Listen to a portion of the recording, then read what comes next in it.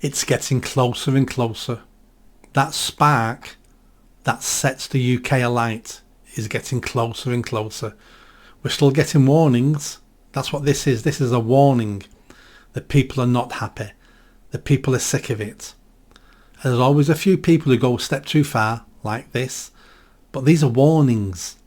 The government needs to be looking at this going, right, we need to do something about this. But what do? They go to court to try to, and successfully, overturn another court decision that was going to close down the Bell Hotel in Epping. So the people got it shut. The government went back to court and got it reopened. The people versus the government. And the government won. And you wonder why people are unhappy. Police now making arrests at these demonstrations. Not for violence, but for hanging a flag. For giving speeches. People are being arrested. This is a tinderbox. It's waiting to set on fire. It's waiting to explode. Now who's going to make it explode? That we don't know. Could be the police. Police do something stupid.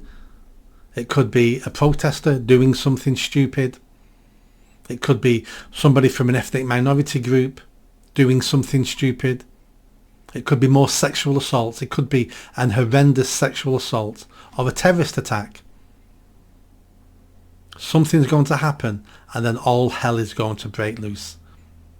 I know I keep talking about this now for at least a year, but you can feel it in the air.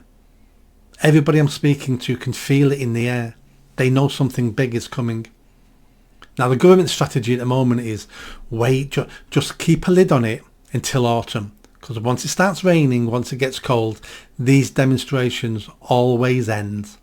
Because the English, the British are lazy and can't maintain something over a long period of time. That's what they're hoping for. So if you're part of these demonstrations, if you're part of these protests, you need to understand what the government's thinking. They're thinking they're going to break you when the bad weather comes. Are they? Are they? Only you can answer that question. These protests need to continue for the rest of this year and well into next year. They need to continue. It's the only way we're going to get change. You've seen what these protests have managed to do up to now. The change Reform's policy on mass deportations. Because 6 months ago Reform was saying cannot be done. Cannot be done. Now it can be done. Tories now saying mass deportations, not the party yet, but some individuals like generic mass deportations. We've got the Labour Party talking about, some of their grandees talking about we need to pull out of the ECHR, European Court of Human Rights. They're saying that now.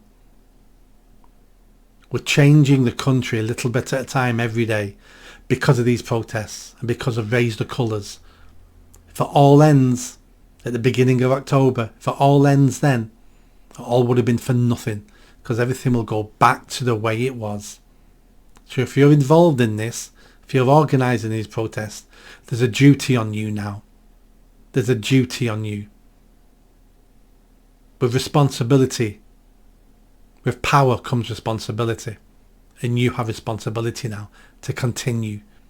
Not with the violence, the little bits of violence that kick off. I'm talking about the protests. Legal, peaceful protests. Because they're scaring the government. They really are scaring the government.